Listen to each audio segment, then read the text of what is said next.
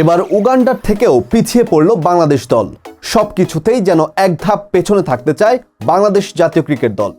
আসন্ন টি-20 বিশ্বকাপের স্কোয়াড ঘোষণাতেও পিছিয়ে আছে প্রায় সবার থেকে। বিস্তারিত থাকছে প্রতিবেদনে।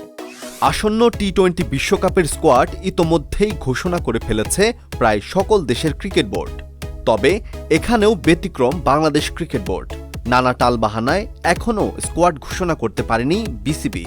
এখন প্রশ্ন, কি ঘুরছে বিসিবির মাথায়?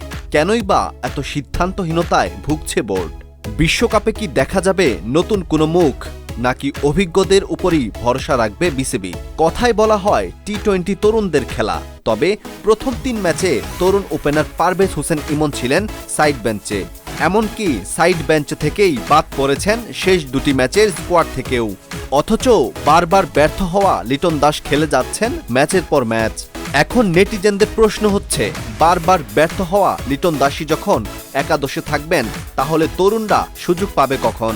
জিম্বাবুয়ের মতো দলের সাথেই যদি তরুণরা সুযোগ না পায়, তবে কি সরাসরি বিশ্বকাপের মঞ্চে নিয়ে ছেড়ে দেওয়া হবে তরুণদের? যদি তাই হয়, অভিজ্ঞতাহীন তরুণরা কেমন করবে বিশ্বকাপে? তাদের কেরিয়ারের উপরেই বা কেমন প্রভাব পড়বে? তবে কি 2023 বিশ্বকাপে তানজিদ তামিমের মতো আসন্ন টি-20 বিশ্বকাপেও থাকছে নতুন কোনো মুখ? দর্শক, চাইলে আপনাদের মতামত আমাদের জানাতে পারেন কমেন্ট বক্সে।